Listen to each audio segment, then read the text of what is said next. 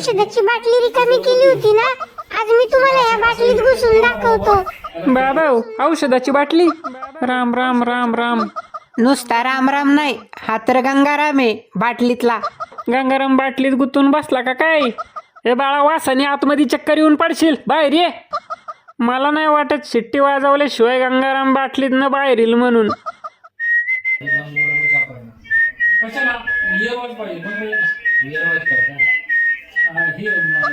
आईच्या गावात शिट्टी वाजवल्याबरोबर गंगाराम बाटलीत न बाहेर आला की.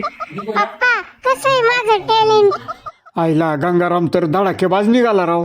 बया, काल या बांडगुळांनी दारू डुसून रिकाम्या बाटल्या घरातच ठेवल्यात. अरे एखाद्याचं लेकरू त्या बाटल्यांमध्ये गुंतून बसेल ना. तुम्हाला जरा आकला कमी आहेत का? काय बोलायचं आता?